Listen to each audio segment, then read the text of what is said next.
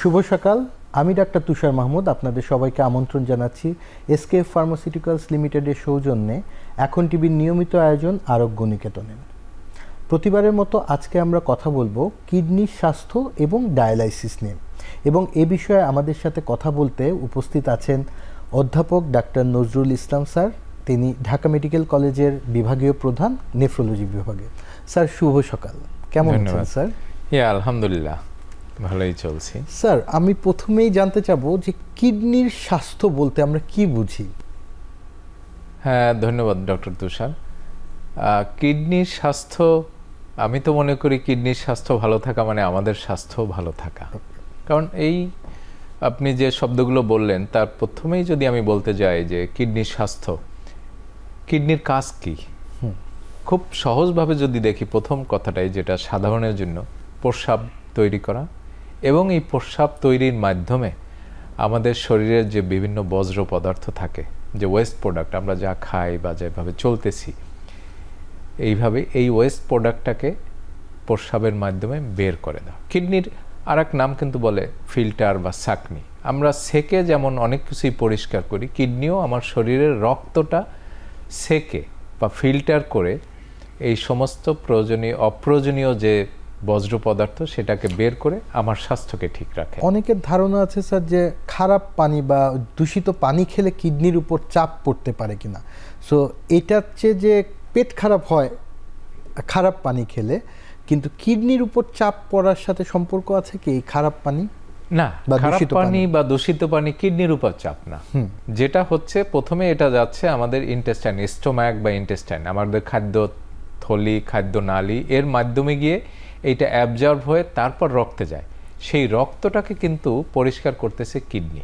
আচ্ছা, সো প্রথমেই যে আমি বলবো যে খারাপ পানি খেলে বা কিছু খেলে কিডনির উপর চাপ পড়ে, হ্যাঁ, এখন কথা হলো যে খাবারটা আমি খেলাম তার মধ্যে কি পরিমাণ আনইউজুয়াল সাবস্টেন্স যদি থাকে, অপ্রয়োজনীয় পদার্থ বা যেটা কিনা আপনার শরীরের প্রত্যেকটা কোষের জন্য ক্ষতিকর, সেটা যদি বেশি থাকে অবশ্যই সেটা, কারণ কিডনি তো আলটিমেটলি ওইটাকে বের করে দেয়। সো তার উপর তো চাপ পড়বেই। ইনডিরেক্টলি বলা যায় যে হ্যাঁ, চাপ ফেলে না তা নয়। ওকে, তার মানে স্যার কিডনিটা আসলে পানি ছাকে না, ছাকে আমাদের শরীরের রক্তটাকে পরিষ্কার করে রাখতে হেল্প করে। তার মানে কিডনির যে চাপ পড়ে, কিডনির উপর চাপ পড়ে, অনেকেই আমরা বলি সেটা ডায়াবেটিস থাকলে, উচ্চ রক্তচাপ থাকলে, এই বিষয়ে যদি স্যার একটু। হ্যাঁ, অবশ্যই। আমি যদি এইভাবে চিন্তা করেন যে কিডনি রোগের কারণ কি, আমি বলতেছি ধীরলয়ে বা ক্রনিক কিডনি ডিজিজ। অনেক দিন ধরে কিডনি রোগের যদি কারণ বলতে যাই, সারা বিশ্বে কিন্তু প্রথমের নামটা আসবে ডায়াবেটিস মেলাইটাস, বহুমূত্র রোগ। সো প্রায় 40 থেকে 50% লোক যারা কিডনি রোগে আক্রান্ত তারা কিন্তু ডায়াবেটিসের কারণে আক্রান্ত। এক, দ্বিতীয়ত হলো আমরা বলে থাকি hypertension, pressure, blood pressure high, এটা কিডনি রোগের দ্বিতীয় কারণ। আমি গ্লোবালি বলতেছি, সারা বিশ্বের যদি চিত্রটা ধরি। তৃতীয়ত আর একটা বলে থাকি প্রোটিনিউরিয়া বলবে না, এটা হলো সাধারণদের জন্য যদি বলি যে প্রস্রাবের সাথে আমিষ যাওয়া বা প্রোটিন যাওয়া, যেটার কারণ হলেও কিডনির যে মূল এরিয়া যেটাকে আমরা গ্লোমেরুলাস বলে থাকি, সেই জায়গাটাকে হ্যাম্পার করেই কিন্তু ওখান থেকে আস্তে আস্তে প্রোটিন বের হয়ে যায়। তাহলে আপনি যদি আমরা বলতে পারি এইভাবে যে এই তিনটি কারণেই, যেটা হলো ডায়াবেটিস মেলাইটাস, হাইপারটেনশন এবং গ্লোমেরুলোনেফ্রাইটিস, 90% ধীরলয়ের কিডনি ডিজিজ হওয়ার কারণ। তার মানে এই তিনটার মধ্যেই কিন্তু ম্যাক্সিমাম কারণ সীমাবদ্ধ কিডনি ক্ষয় হওয়ার কারণ বা কিডনি রোগের কারণ হিসাবে আমরা ধরতে পারি। এর বাইরেও কিছু আছে যেটা আমরা বলে থাকি যে অবস্ট্রাকটিভ ইউরোপ্যাথি বা কনজেনিটাল, জন্মগতভাবে যদি কোনো কিডনির ত্রুটি থেকে থাকে সেইটার কারণে। আসলে কি প্রত্যেকটা অর্গানে কিন্তু আমাদের প্রতিনিয়ত ফাংশন হারাচ্ছে। আমি যেমন বড় হচ্ছি, আমার আস্তে আস্তে বলা হয় যেমন কিডনির ফাংশন কখন হারায়, বলা হয়ে থাকে যে সাধারণত 40-এর পরে সবাই কিন্তু প্রায় 1% করে কিডনি ফাংশন লস করে, প্রায় স্পন্টেনিয়াসলি। তার মানে এখানে কিন্তু রোগ শোকের আর দরকার নেই, এমনি লস হবে। আবার বলা হয় যে যদি কারো বয়স 60-এর উপরে চলে যায়, তখন বলা হয় যে 1.5%, মানে প্রায় 1.5% কিডনি ফাংশন প্রত্যেক সময় বছরে লস করে। তাহলে আপনি যদি চিন্তা করেন আমরা ফাংশন লস কখনোই, এই যে স্বাভাবিক যে মাত্রায় লস বা হারাচ্ছি, ক্ষয় হচ্ছে, এই ক্ষয়ের সাথে যদি কারো ডায়াবেটিস থাকে, কারো যদি প্রেশার থাকে, কারো যদি গ্লোমেরুলোনেফ্রাইটিস থাকে, তার মানে এই ক্ষয়টা আরও বেশি হবে। আর সেটা যদি হয় আবার আনকন্ট্রোল ডায়াবেটিস, মানে অনিয়ন্ত্রিত ডায়াবেটিস মেলাইটাস বা অনিয়ন্ত্রিত ব্লাড প্রেশার বা প্রস্রাব প্রোটিন যাচ্ছে বা গ্লোমেরুলোনেফ্রাইটিসের, সেটা যদি আমি কোনোভাবে না কমাইতে পারি, ঠিক তখন আরও বেশি বেড়ে যায়, যে প্রত্যেক বছর বা প্রতিনিয়ত অনেক বেশি পরিমাণে কিডনি ফাংশন। তার মানে একজন সুস্থ মানুষও 60 বছর বয়সে গিয়ে কিডনি 40-এর পরেই হারায়। 40-এর পর, মানে 60 বছরে গেলে 20% তার কিডনি ড্যামেজ অটোমেটিক হতে পারে সুস্থ মানুষের। সুস্থ মানুষের আর স্বাভাবিক সেখানে গতি। যদি ডায়াবেটিস থাকে, উচ্চ রক্তচাপ থাকে, তাহলে তো এই রেটটা আরো বাড়বে, আরো বেশি হবে। তাহলে আমাদের দীর্ঘমেয়াদী কিডনির স্বাস্থ্য ভালো রাখার জন্য এখন থেকে আসলে সচেতন থাকতে হবে। অবশ্যই তাই। এবং এই সচেতনতার জন্য আপনি যেটা বললেন স্যার, যে ডায়াবেটিসটাকে নিয়ন্ত্রণে রাখা, উচ্চ রক্তচাপটাকে নিয়ন্ত্রণে রাখাটা খুব গুরুত্বপূর্ণ। এছাড়া স্যার, পানি খাওয়ার পরিমাণের উপর কি কিডনি স্বাস্থ্যের কোনো হ্যাঁ, এইখানে একটা কথা, অনেকে আছে যে একটা পারসেপশন আছে, মানুষের ধারণা যে অনেক পানি খেলে বোধহয় কিডনি ফাংশন ভালো থাকবে। এখন কথা হলো যে আমরা কি ফুড খাচ্ছি বা কোন খাবারটা খাচ্ছি। শুধু যে কিডনির মাধ্যমে প্রস্রাব হচ্ছে, কিন্তু আপনার আমার সবার কিন্তু আরো কিছু জায়গা আছে যেখান থেকে বর্জ্য পদার্থ বের হয়। যেমন আমরা শ্বাস প্রশ্বাস করি, তার সাথে কিন্তু অনেক কিছু অ্যাসিড বেজ মেটাবলিজমের একটা পার্ট কিন্তু এখানে হয়। আবার সোয়েট, আমরা ঘাম হয়, তাই না? আমরা স্বাভাবিকভাবে মনে করি যে কিডনি ফাংশনের নর্মাল থাকলে বা কি পরিমাণে ইউরিন হওয়া প্রয়োজন, সেটা হলো বলে থাকে 1200 থেকে 1500 মিনিমাম, অথবা আপ টু 2 লিটার। তার মানে একজন লোকের 1200 থেকে 1.2 লিটার থেকে 2 লিটার বা 1.5 litre urine is enough for excoriation all, মানে বের করার জন্য, সমস্ত বর্জ্য পদার্থ বের করার জন্য কিন্তু এনাফ। এখন এই পরিমাণে প্রস্রাব হতে হলে কারো কিন্তু ইনসেন্সিবল লস, যেটা হলো আমরা বুঝতে পারি না, এই লসটা বলি, আপনি নিজে ডক্টর নিজে ভালো জানেন, সেটা হবে 600-700। তার মানে কারো যদি 2.5 থেকে 3 লিটার পানি খায়, স্পেশালি শীতের দিনে আমি বলবো বিশেষভাবে, সেক্ষেত্রে কিন্তু তার এই 1.5 লিটার প্রস্রাব হওয়ার মতো হয়। তার মানে এর বেশি যে পানি খেতে হবে না। এখন এইটা অনেক সময় রোগীরা বলেন যে আমি তো 5 লিটার পানি খাই। আমি তখন মাঝে মধ্যে বলে থাকি যে আচ্ছা, আপনি ওজন ক্যারি করতে পারে 10 কেজি, আপনি কি উইলিংলি জেনে শুনে 20 কেজি ওজন ক্যারি করবেন কিনা? তার মানে কি কিডনির ফাংশনটাকে আরো বাড়িয়ে দিতে হচ্ছে, কারণ আপনি আমি যে পানিটা খাচ্ছি, এই পানিটা তো আলটিমেটলি কিডনি দিয়ে বের হইতে হবে। কারণ বের যদি না হয় আমার শরীরে জমে যাবে, শরীরে জমে গেলে আমার বিভিন্ন রকমের অসুস্থতা থেকে শুরু করে বিভিন্ন কমপ্লেইন দেখা দিবে। আমরা বলি না বেশি পানি খেলে অনেক সময় পাটা ফুলে গেলে শ্বাসকষ্ট হচ্ছে, তার মানে কি আমি লিমিটেড অ্যামাউন্ট, নট দ্যাট যে পানি বেশি খেলেই আমি ভালো থাকবো। সো এরকম কোনো নাই। বাট শীতের দিন বা গরমের দিনে কার কীরকম সোয়েট হয়, কার কীরকম লস হয়, তার উপর ডিপেন্ড করে আমার কতটুকু পরিমাণে খাওয়া। এবং এটা তো দৈনন্দিন কার্যপরিধির উপর নির্ভর করবে। যদি কোনোদিন আমার কাজ করা বেশি হয়, সেদিন আমার পরিমাণ, আপনি রোদে কাটাইলেন আপনার বেশি লাগবে খেতে হবে, আপনি ঘরের মধ্যে এসির মধ্যে কাটাইলেন, এসি ছাড়া কাটাইলেন, 2 রকমের লস হবে। সেই ক্ষেত্রে কম বেশি পানির পরিমাণ হতেই পারে। সো আমাদের এই পানির নিয়ে তো আমরা বুঝতে পারবো যে আমার কিডনির স্বাস্থ্যটা কেমন আছে। এমনি সার্বিকভাবে স্যার, আমার কিডনি দুইটা ভালো আছে কি না আছে, এটা বিষয়ে আমি কিভাবে বুঝতে পারি? হ্যাঁ, কিডনি রোগের যে 3টা কারণের কথা বললাম, এইটা নিয়ে অনেক দিনেই কথা হলো যে আসলে কিভাবে আমরা এই বুঝতে পারবো, চেকটা করব বা বুঝতে পারবো, বা আমরা ফলো আপ করবো কিভাবে যে আমি কিডনি রোগে আক্রান্ত কিনা। যেহেতু ডায়াবেটিস মেলাইটাস বা বহুমূত্র রোগ একটা প্রধান কারণ, সো অনেকেই বলেন যে আফটার 30 ইয়ার্স, মানে 30 বছর পরে, সবাই বছরে একবার হইলে আমরা একটা সুগার চেক করি, আমরা বছরে একবার হইলে একটা ইউরিন রুটিন মাইক্রোস্কোপি করি, যাতে করে বোঝা যাবে যে প্রোটিন যাচ্ছে কিনা। আমরা বছরে একবার হইলেও ব্লাড প্রেশার চেক করি। তার মানে কি 3টা রোগ, যেটার কারণ বললাম 90% কারণ হলো কিডনি রোগ হওয়ার। সেই 3টা রোগেই কিন্তু একটা সিম্পলি একটা সুগার দেখা, প্রস্রাবের একটা ইউরিন রুটিন টেস্ট করে দেখা যে প্রোটিন আছে কিনা, আর একটা হলো বছরে ব্লাড প্রেশার চেক করা যে ব্লাড প্রেশার থাকে। তার মানে এই জায়গাগুলো যদি থাকে, তখনই আমি সেদিকে দৃষ্টি দিব, এবং কিভাবে আমি সেটাকে ডিফাইন করে কি কারণে হচ্ছে। সো এই 3 জায়গায় কনসেন্ট্রেট করতে পারলে আমি মনে করি কিডনির স্বাস্থ্য অনেকটাই ভালো থাকবে। তার মানে স্যার এখানেও prevention is better than cure. Of course আপনি প্রিভেনশন যদি নেন তাহলেই আমরা অনেক সময় এখানে আর একটু কথা বলি, অনেক সময় রোগীরা চায়, আমি এক্সাম্পল যদি টানি, আমার কাছে 3 দিন আগে এক ভদ্রলোক আসছেন, উনি ডাক্তারের মা, তার 80 বছর বয়স, সিরাম ক্রিয়েটিন হলো 1.4। এখন উনি চাচ্ছেন এই জায়গাতে কিডনি ফাংশনটা স্টপ করতে, যে আর যাতে না বাড়ে। আসলে এটা তো সম্ভব না। কিডনির ডাক্তাররা কিন্তু কিডনি ডিজিজ ভালো করতে পারে না, ধীর গতির যে কিডনি ডিজিজ বা ক্রনিক কিডনি ডিজিজ ভালো করতে পারে না। বাট আমরা সবসময় চেষ্টা করি রোগীর এই ফাংশনটা যাতে আস্তে আস্তে ডিটোরিয়েট করে, সময় নিয়ে ডিটোরিয়েট, তাহলে সে অনেক সময় পাবে। কিন্তু এর বাইরে কিন্তু আমরা ডাক্তাররা, কিডনি ডাক্তার, আমি মনে করি ব্যক্তিগতভাবে, আমি রোগীদের বলিও যে আপনি ভাববেন না যে আমি আপনার কিডনি ভালো করে দিতে পারবো। ঠিক যেমন আপনার বয়সও বেড়ে গেছে, ঠিক তেমন কিডনি ফাংশনও খারাপ হবে।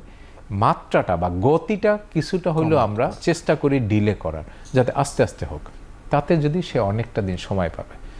সো আপনি এই জায়গাগুলো যদি প্রিভেনশন যেটাকে বললেন, যে এই জায়গাগুলো যদি আমি দেখভাল করতে পারি, সুগার আছে কন্ট্রোল করি, প্রেশার আছে কন্ট্রোল করি, প্রোটিনিরা যাচ্ছে, আমরা প্রোটিনিরা যাতে কম থাকে এই কন্ট্রোল করি, তাহলেই কিন্তু কিডনির স্বাস্থ্যও ভালো থাকবে, অনেক দিন কিডনি বেঁচে থাকবে। স্যার এখানে যদি আমি বলি যে ওভারঅল যে প্রিভেনশনের জন্য আমার তাহলে নিজের সচেতনতা, কারণ এটা তো আর নিয়মিত বাইরের একজন ডাক্তারও এই কাজটা করতে পারবে না, বা এমন কোনো ভ্যাকসিন নাই যে ভ্যাকসিন নিয়ে আমি কিডনিটাকে প্রোটেক্ট করতে পারবো। সো প্রিভেনশন করার জন্য ছোঁয়াচে রোগের ক্ষেত্রে আমরা যেমন ভ্যাকসিন নিই, কিডনিকে ভালো রাখার জন্য তাহলে আমাদের সচেতনতাটাই আমাদের প্রতিরোধের সচেতনতাই এক্স্যাক্টলি। সো তাহলে এক্ষেত্রে স্যার সচেতনতার জন্য আমাদের এই যে খাদ্যাভ্যাস বা লাইফস্টাইলে কি কোনো সাজেশন আছে যেটা আমাদের প্রিভেন্ট করতে পারে? হ্যাঁ, অবশ্যই তাই আছে। যেমন আপনাকে আমি বলি, আমরা আরেকটা জায়গা, আমি তো ধীরগতির কিডনি ডিজিজ যেটা বললাম, আরেকটা হলো আকস্মিক কিডনি ডিজিজ বা অ্যাকিউট কিডনি ইনজুরি যেটাকে আমরা বলি। এই জায়গাটা কিন্তু কনসেন্ট্রেট আমরা খুব স্মুথলি করতে পারি।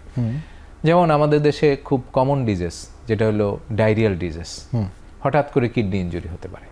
সেটা যদি কোনো ব্যাকটেরিয়া বা ভাইরাসের কারণে নিড টু কন্ট্রোল দিস বা ট্রিট দিস, নাম্বার 1। যেহেতু হলে আপনি যদি ডায়রিয়া হয়, বমি হয় বা পানি শূন্যতা হয়, বার্ন হয়, পুড়ে যাওয়া হয়, তার মানে অনেক পানি লস করলো, হাইপোভলিমি হলো, ডিহাইড্রেশন হলো, কিডনি ইনজুরি হতে পারে। এই জায়গাগুলো যদি আমি রিহাইড্রেশন করি, তাকে পরিমাণ মতো স্যালাইন বা ফ্লুইড যদি আমি দিতে পারি, বাস, তাহলে অ্যাকিউট কিডনি ইনজুরি থেকে সে রক্ষা পেল। পাশাপাশি drugs, this is very common আমাদের দেশে। আমরা ফার্মেসিতে গেলেই কিন্তু আমাদের ড্রাগস দেয়, আমাদের কোনো প্রেসক্রিপশন লাগে না। আমরা ওটিসি ড্রাগসের মতো স্পেশালি আমি বলবো, যেমন অ্যান্টিবায়োটিকও খাই, সেক্ষেত্রে রেজিস্ট্যান্স গ্রাজুয়ালি বাড়তেছে অ্যান্টিবায়োটিকের প্রতি, আবার ব্যথার ঔষধ।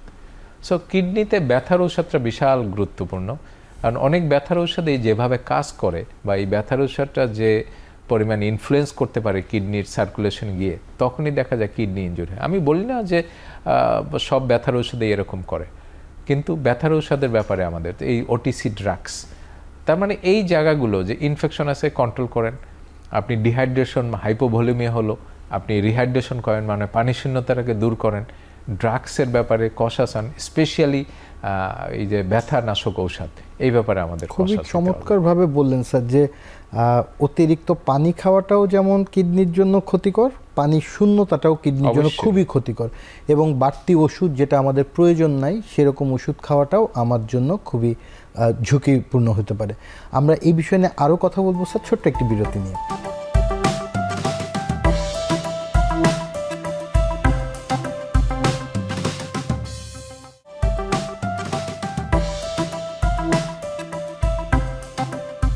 স্যার আমরা যেটা বলছিলাম যে এই যে বাড়তি ওষুধ খাওয়াটা কিডনির উপর চাপ ফেলে, তো এই কি ধরনের ওষুধ আমার কিডনি একদম কমপ্লিটলি ড্যামেজ করে দিতে পারে, বা কি ধরনের ওষুধ ধীর গতির যে ক্রনিক ডিজিজ করে, কিডনিটাকে লং টার্ম এফেক্ট করে, এটার যদি একটু দিক নির্দেশনা দেন যেন রোগীরা নিজের ইচ্ছা মতো ওষুধ না খায়।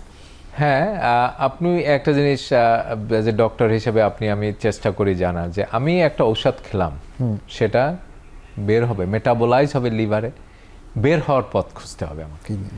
যেসব ঔষধ কিডনির মাধ্যমে এক্সক্রিয়েশন হয়, আমরা ওই ঔষধ সম্বন্ধে সতর্ক হব। এই অনেক রকমের ঔষধই আছে, কারণ মোস্ট অফ দ্য ড্রাগস সবগুলোই কিন্তু আলটিমেটলি লিভারে মেটাবলিজম হয়, লিভারের মাধ্যমে এটা মেটাবলাইজ হয়, কিন্তু বেরোনোর পথ এক্সক্রিউটরি পথ মানে কোথ দিয়ে বের হবে। সেই ক্ষেত্রে যদি কিডনি ফাংশন খারাপ থাকে তখনই কিন্তু আমার ওই ঔষধগুলোকে লিভারে মেটাবলাইজড হয়ে যে বের হওয়ার পথে, তো মোস্ট অফ দ্য ড্রাগস কিন্তু মেটাবলিজম হওয়ার পরে তার কাজ করার পরে যে মেটাবোলাইটস বলা হয়, যে ড্রাগসের সবটা তো আর কাজে লাগে না, ওইটা কাজ করার পথে কিছু প্রোডাক্ট তৈরি হয় যেটা বলে মেটাবোলাইট। এই পদার্থ এই সাবজেক্টটাকে তখন বের করে দিতে হয়। মোস্টলি কিন্তু আসলে কিডনির মাধ্যমে বা প্রস্রাবের মাধ্যমেই কিন্তু বের হয়। সেই ক্ষেত্রে কিন্তু আমাদের ড্রাগসের ব্যাপারে একটু প্রিকশন নেওয়া বা সচেতন হওয়া দরকার, যে এই ড্রাগসটা প্রস্রাবের মাধ্যমে যদি বের হয় তার মানে কিডনির মাধ্যমে বের হয়, সেই ব্যাপারে সচেতনতা। আরও একটা জায়গা আছে, দেখেন আমরা কিন্তু অহরহ প্রেডনিসোলন বা স্টেরয়েড, ইভেন এই যে আপনি অনেক জায়গায় বলবেন আমি শুকনা, আমি খেতে পারতেছি না, স্টেরয়েড দেয়। আসলে স্টেরয়েড দিলে কিডনি দিয়ে এটা বের হয় না বা কিডনির কোনো খুবের যে ঝামেলা হয় তা না, কিন্তু লং টার্ম ইফেক্ট যে এই যে কেউ স্টেরয়েড খাচ্ছে এইটার কিন্তু not good. In that sense বলবো যে স্টেরয়েড খেলে আপনি পানি জমে, প্রেশার বেড়ে যায়, অ্যাসিডিটি বেড়ে যায়, রাইট, শরীর ফুলে যায়। পাশাপাশি স্টেরয়েডের উপকারিতাও আছে। এই যে গ্রামে বা অনেক জায়গাতে হরহামেশাই স্টেরয়েড ইউজ করে, এটা অ্যান্টি ইনফ্লামেটরি, মানে আপনার যে কোনো জ্বর আসলো, কাশি হলো, আপনি খাবেন, খুব কম সময়ের মধ্যে ভালো হয়ে যায়। যদিও এটা বলা হয় যে অ্যান্টি ইনফ্লামেটরি হিসাবে তার এটা ভালো হচ্ছে, কিন্তু মূল যে কারণ সেখান থেকে কিন্তু দূরে আসতে পারে না, কারণ সব রোগের ঔষধ তো আসলে স্টেরয়েড দিয়ে লাভ নেই। সো এই ব্যাপারেও আমাদের খুব প্রিকশন নেওয়া উচিত বলে মনে করি। স্পেশালি আপনার প্রেসক্রিপশন ছাড়া ঔষধ দেওয়াটা, স্পেশালি 2-3-4টা ওটিসি ড্রাগস বাদে আমার মনে হয় সরকার হয়তো বা দৃষ্টিভঙ্গি দিবেন, আশা করি এই ব্যাপারে। নতুন স্বাস্থ্য সুরক্ষা আইন আসতেছে, খুবই একটা অবশ্যই অ্যান্টিবায়োটিক নিয়ে আমাদের খুব সচেতনতা, কিছুটা অ্যাওয়ারনেস হচ্ছে, কিন্তু প্রেডনিসোলন বা স্টেরয়েড জাতীয় ওষুধের বিষয়ে কিন্তু নাই। আর এই ওষুধটা এমন একটা ওষুধ কোনো ডাক্তার প্রেসক্রাইব করলে খুব তাড়াতাড়ি যেহেতু ভালো হয়ে যায়, ব্যথা হোক বা জ্বর হোক, তাহলে দেখা যায় যে এমনকি শ্বাসকষ্ট, তো তখন দেখা যায় যে রোগীরা দীর্ঘমেয়াদী উইদাউট ডাক্তারের ইনফরমেশন যেহেতু ভালো হয়ে যাচ্ছে এটা খেয়ে ফেলছে। এটা তো খুব মানবিক ব্যাপার, সেটা হলো আমার কিসে ভালো হবে। আমি এখন একটা কষ্ট দেখা দিচ্ছে, শ্বাসকষ্ট হোক বা ব্যথা হোক, আমরা হুটহাট করে ব্যথার ঔষধ খাই বা ওকে প্রেডনিসোলন, আমি যদি ভালো থাকি, ভালো, সেইটাই তো সবাই চেষ্টা করে। এবং মানুষ রেস্কিউ চায়, কিন্তু লং টার্ম চিন্তা করে না। এক্স্যাক্ট, রেস্কিউ চায় যে আমি কিভাবে এর থেকে ভালো থাকবো।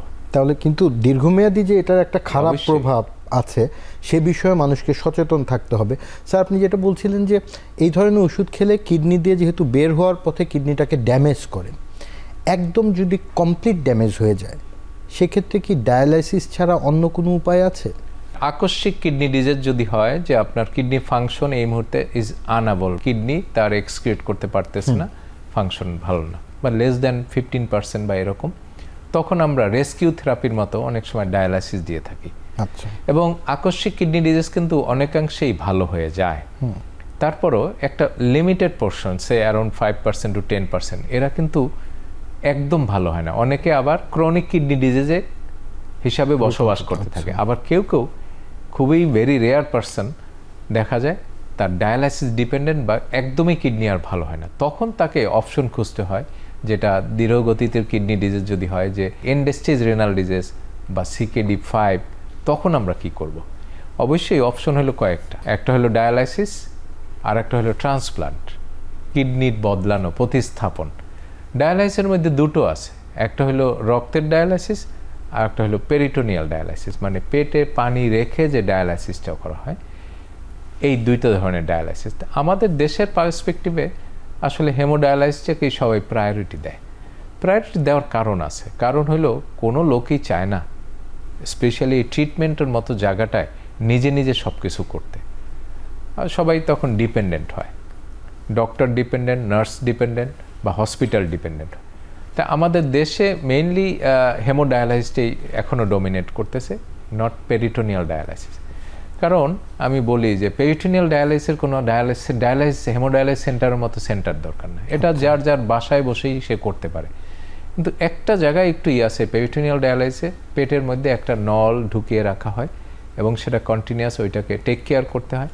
আপনি দিনের মধ্যে 3 থেকে 4 বার, ইভেন 5 বার ওইটা দিয়ে পানি দিবেন, আপনার পেটের মধ্যে যে পেরিটোনিয়াল ক্যাভিটি আছে সেখানে পানিটা থাকবে, আপনার রক্তের সাথে এক্সচেঞ্জ হবে। এই এক্সচেঞ্জ হওয়া জাস্ট মানে কিডনির ফাংশনটা করা। আচ্ছা, ছাঁকনি করে ওটা আবার ওই ড্রেন টিউব দিয়ে বা যে নল দেওয়া হয় ওটা দিয়ে বের করে নিয়ে আসা, আবার পানি দেওয়া হয়। এইভাবে দিনের মধ্যে 4 বা 5 বার বা 3 বার।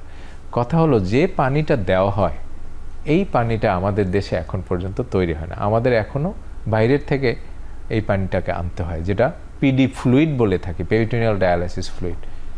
এক্সপেন্সিভ। দিনে যদি 3 বারও চেঞ্জ করতে হয়, 2 লিটারের ব্যাগগুলো সব মিলে দেখা যায় 1200 টাকা বা তদর্থ পড়ে। তার মানে 30 দিনে এর খরচ হয় 40,000 টাকার উপরে। তারপর আরও আছে তার ঔষধ, পাশাপাশি হেমোডায়ালাইসিস। এইটা আমাদের দেশের ভিত্তিতে সহজলভ্য বলবো, কারণ একসময় আমি 2001-2 কথা যদি চিন্তা করি, তখন হেমোডায়ালিসিস সেন্টার ছিল 2টো। একটা ছিল আজকের যেটা বঙ্গবন্ধু শেখ মুজিব মেডিকেল ইউনিভার্সিটি, ওখানে 6টা মেশিনের একটা ইউনিট ছিল। আর একটা ছিল মহাখালীতে একটা ব্যক্তিগত 4টা না 6টা মেশিনের একটা ইউনিট ছিল। আর একটা ছিল ধানমন্ডি 8-এ টোটালি। তার মানে সারা বাংলাদেশ জুড়ে তখন মেশিনের সংখ্যা ছিল, আমি বলতেছি 1995-6। আচ্ছা, সারা দেশ জুড়ে তখন ডায়ালাইসিস মেশিন ছিল অ্যারাউন্ড 12-13টা।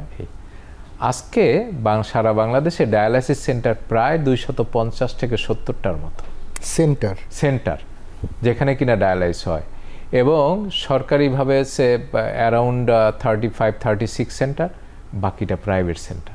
সারা বাংলাদেশে ডায়ালাইসিস মেশিন আছে এখন 2600-র উপরে। আচ্ছা, 2600-র উপরে। একটু চিন্তা করি যে এই যে একটা বিশাল জনগোষ্ঠী কিন্তু ডায়ালাইসিসের মাধ্যমে জীবনযাপন করতেছে, এবং প্রত্যেকটি মানুষের এখন অনেকেই কিন্তু প্রশ্ন আসে যারা ডায়ালাইসিস করে যে আমি সপ্তাহে 2টো দিব না 3টে দিব।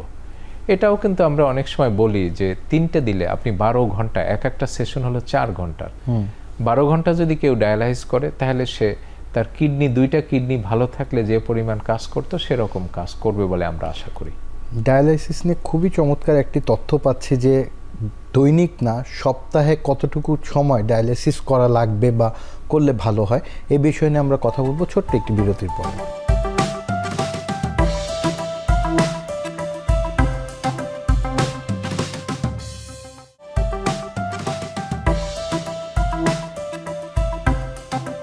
স্যার, যেভাবে বলছিলেন যে ডায়ালাইসিস সপ্তাহে যদি আমি 12 ঘন্টা করি বা এর চেয়ে কম সময় করি তাহলে কীরকম একটা উপকারিতা পেতে পারি, এ বিষয়ে নিয়ে একটু যদি দিক নির্দেশনা দেন।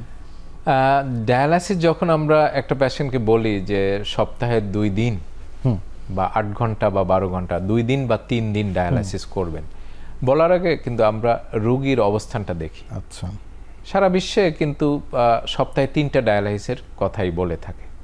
এখন কিছু গবেষণা বা এই থেকে দেখা গেছে, যেমন আমাদের দেশের ইকোনমিক পার্সপেক্টিভ, যে অর্থনৈতিক অবস্থা, কারণ আমরা কিন্তু পকেট থেকে টাকা দিয়ে ডায়ালাইসিস করি।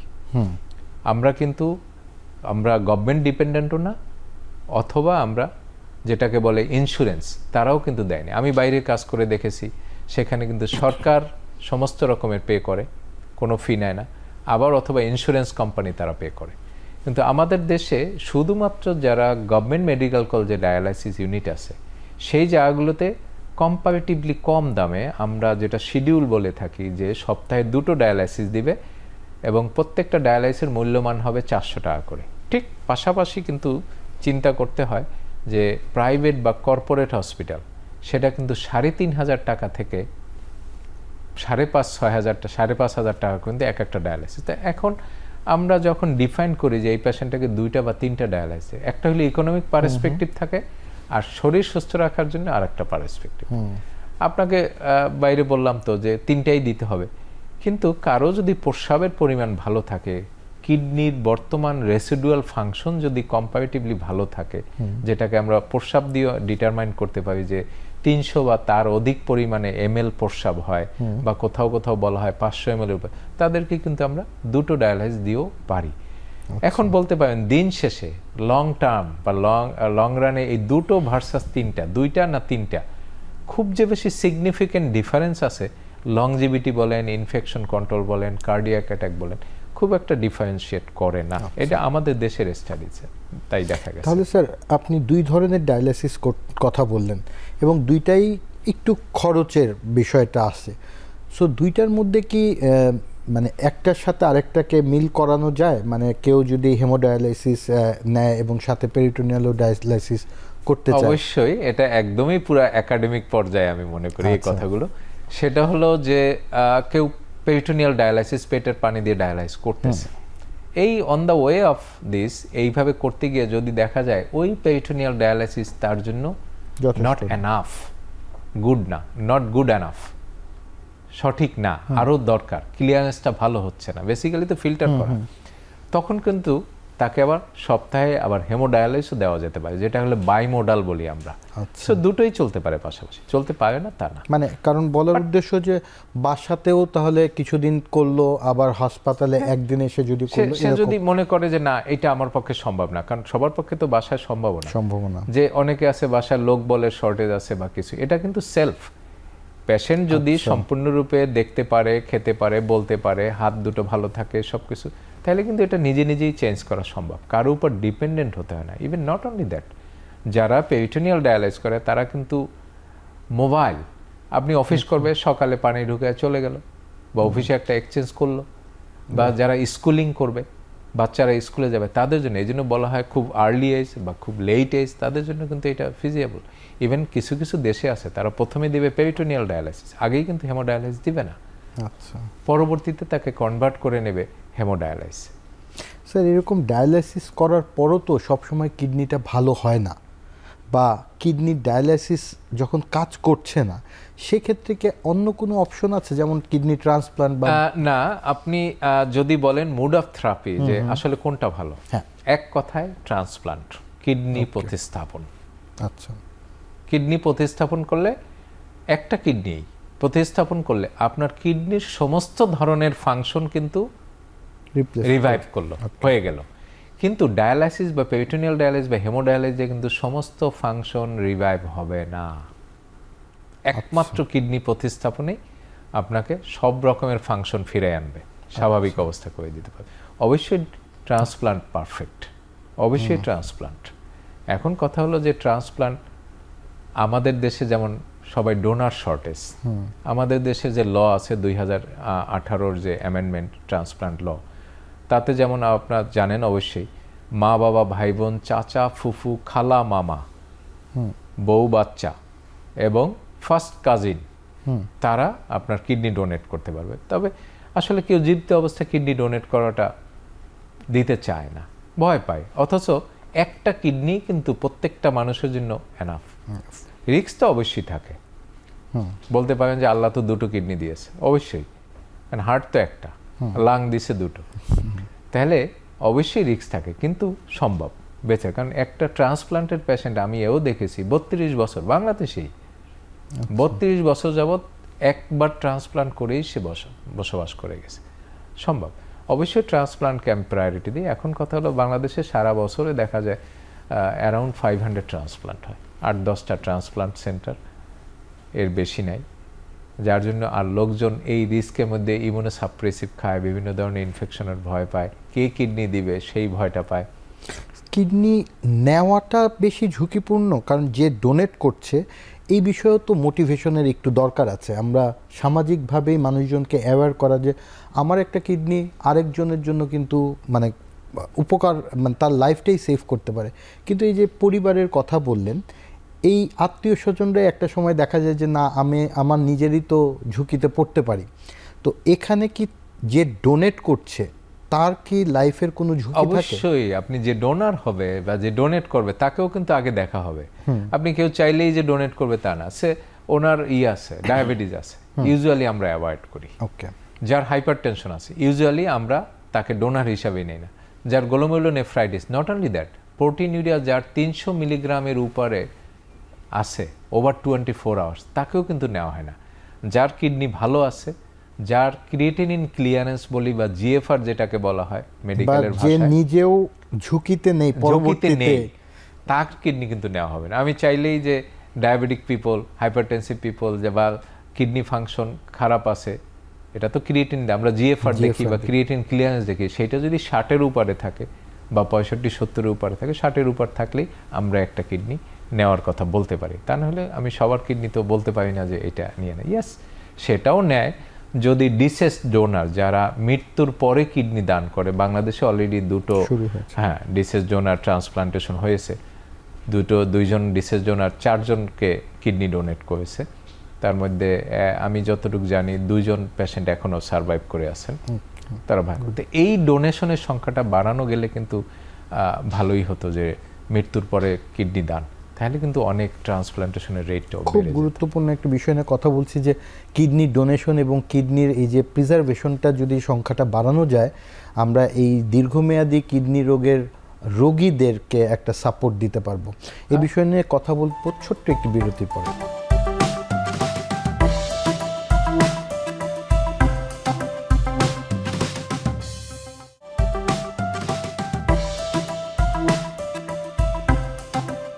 স্যার, আমরা যাওয়ার আগে কথা বলছিলাম ট্রান্সপ্লান্ট নিয়ে এবং এই যে ডিসিজ ডোনার নিয়ে কথা বলছিলেন। এটার বাংলাদেশে অলরেডি প্র্যাকটিস শুরু হয়েছে। এইটাকে আরও বেশি বাড়ানোর জন্য, মোটিভেশন করার জন্য কি কি স্টেপ নিলে মনে করেন যে ভালো হয়? এইটা বাংলাদেশের সোসাইটি অফ অর্গান ট্রান্সপ্লান্টেশন একটা অ্যাসোসিয়েশন আছে, তারা এইটা চেষ্টা করে। আসলে আমাদের অ্যাওয়ারনেসটা বেশি দরকার, কারণ মৃত্যুর পরে একটা অর্গান ডোনেট করতে পারে, তার মধ্যে 2টো কিডনি, 2টো কর্নিয়া, তাই না, লিভার, লাং, এরকম করে। তাহলে এই ভদ্রলোক তো মৃত্যুর পরে এগুলা যে অনেকে আছে ধর্মীয়ভাবে চিন্তা করলে অনেক হয়, কিন্তু আজকে যারা শরিয়া ভিত্তিক, যারা এই যে বিভিন্ন মুসলিম কান্ট্রি, ইভেন সৌদি আরবে, তারা কিন্তু এই কিডনি ডোনেশন বলেন, অর্গান ডোনেশনের ব্যাপারে ডিসএগ্রি করেনি। যারা মুসলিম স্কলার, তারা কিন্তু এটাকে এগ্রি করছেন যে ব্লাড ডোনেট করতে পারলে ওয়াই নট, মানে যে ডিসেস মৃত্যুর পরে সেই অর্গানগুলো ডোনেট। সো ধর্মীয়ভাবে এটা এখন স্বীকৃত। সেইটা বাড়ানোর উপায় হলো আমাদের, স্পেশালি আমি বলবো মৃত্যুর পরে আইসিইউ, এই যে এটা ডোনেট করার পূর্ব যে প্রস্তুতি, আর একটা হলো যে যারা ডোনেট করবে তার আত্মীয় স্বজন বা যে ডোনেট মারা যাচ্ছে তাকে আগে থেকে অ্যাওয়্যার করে তার থেকে কনসেন্ট নেওয়া বা রিলেটিভদের থেকে বোঝায় কনসেন্ট নেওয়া, তারপরে এইটার সংখ্যাটা এইভাবে বাড়ানো যেতে পারে। তাতে ট্রান্সপ্লান্টের সংখ্যা বাড়বে, ট্রিটমেন্টের অনেক বেশি সহযোগিতা হবে। স্যার, আমাদের দেশে তো এখন ট্রান্সপ্লান্টের সংখ্যাও দিন দিন বাড়ছে, কিন্তু ডায়ালাইসিসের অবস্থাটা কিরকম একটু যদি আমাদের? বাংলাদেশের ডায়ালাইসিস পার্সপেক্টিভ আপনাকে একটু জানিয়ে রাখি, বাংলাদেশে এই মুহূর্তে নেফ্রোলজিস্টের সংখ্যা, মানে কিডনি বিশেষজ্ঞের সংখ্যা 400-এর উপরে। আর বাংলাদেশের একটা এই 250 সেন্টার আছে অলরেডি। নতুন যে ডিপিপি একটা প্রজেক্ট আছে, সেই ডিপিপিতে 22টি মেডিকেল কলেজে 50 বেডের ডায়ালাইসিস ইউনিট, সরকারি মেডিকেল কলেজে। তার মধ্যে মোস্ট অফ দ্য পোর্শন, এইটা প্রজেক্ট হিসাবে থাকলেও অনেক মেডিকেল কলেজেই কিন্তু অলরেডি 50 না হলে 30-40, সে ঢাকা মেডিকেলে 35টা বেড, সলিমুল্লাহ 30টা বেড, মুগদাতে, শুধু ঢাকাতেই আমি বলতেছি, মুগদাতে 30-40টার মতো ডায়ালাইসিস মেশিন, কুর্মিটোলাতে 50টার মতো ডায়ালাইসিস মেশিন, এরকম কিন্তু হচ্ছে। আর 44টি ডিস্ট্রিক্ট হসপিটাল যেখানে কিনা মেডিকেল কলেজ নেই, সেখানে 10 বেডের ডায়ালাইসিস ইউনিটের এস্টাবলিশমেন্টের প্রকল্প কিন্তু চলতেছে। মানে আশা করি ওই দিনে শর্ট পিরিয়ড, ওই দিনে এই জায়গাগুলো এস্টাবলিশমেন্ট হবে। মানে উপজেলা লেভেল থেকেও কাউকে জেলা সদরে আসা লাগবে না ডায়ালাইসিসের জন্য। জেলা সদরে এখন কিছু জায়গায় প্রাইভেট সেন্টার আছে, কিন্তু on the top of that, যে বিসাইডস অফ দিস, এখন গভর্নমেন্টও কিন্তু তাতে 64টা ডিস্ট্রিক্ট প্রায় কাভার হয়ে যাচ্ছে। Medical college dialysis unit plus এই 44টা ডিস্ট্রিক্ট হসপিটাল ডায়ালাইসিস মোটামুটি কাভার হয়ে যাবে। এই সুযোগটা হচ্ছে, ওই দিনে আশা করি এই সুযোগটা। তার সাথে সাথে তো স্যার যথেষ্ট লোকবল, মানে এফিশিয়েন্ট ম্যান পাওয়ার, এইটার বিষয়ে। হ্যাঁ, এফিশিয়েন্ট ম্যান পাওয়ার এই রিসেন্টলি কিছু তৈরি হচ্ছে। তবে আপনাকে যদি বলি, এই মুহূর্তে বাংলাদেশের সারা দেশে কিডনির ম্যান পাওয়ার গভর্নমেন্টের খাতায় যদি বলেন খুবই কম।